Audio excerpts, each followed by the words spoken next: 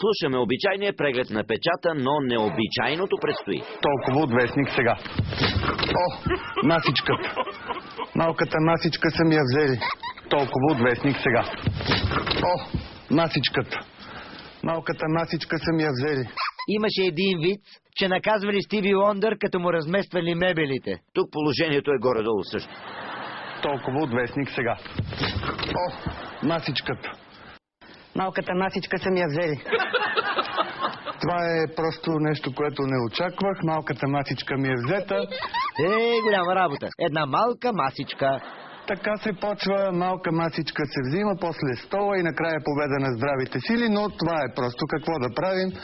България в навечерието на 2004 година всякакви изненади са възможни в ефир. Както виждате, колкото по-малка е масичката, толкова по-големи са обобщенията. Вече сме в следващото издание на Блиц, но масовата истерия продължава. Аз обаче ще си позволя да кажа няколко думи, нещо като притча или казано на журналистически език, слово за малката масичка. Малката масичка. Снощи настъпващата нощ за Блиц беше озарена от шоуто на Слави. Светлина, която дойде от един подарък, който бе показан на милионната аудитория на шоуто на Слави и което беше много голям жест за Блиц. Малка прекрасна масичка, в тревогите настъпили поради липсата на такава в Блиц и поради въпросите, които започнахме да си задаваме. Каква малка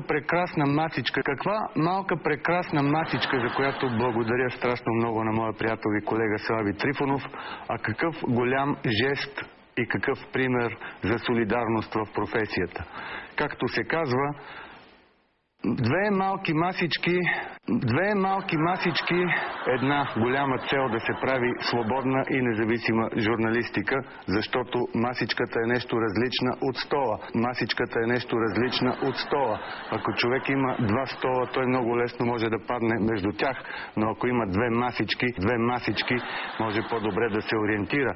И въпреки, че днес не излизат вестници, виждам, че старата ми масичка е тук до мен, но от това мога само да се радвам, защото освен нея, точно отпред ще стои и масичката подарък от моя приятел.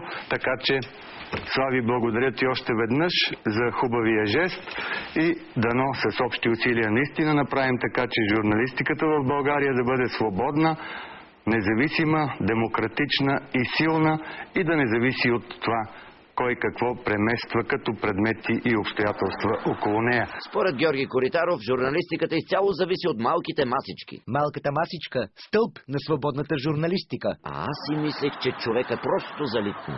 Видяхме Коритаровата масичка, време е и за Трифоновата. Това е малката масичка, подарък от шоуто на Слави Трифонов, която преодоля часовата разлика, образно казано, между Блиц и шоуто на Слави.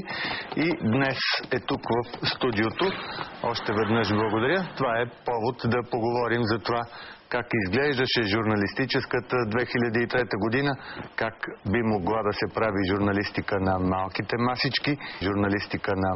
масички и колко свободна би могла да бъде тя.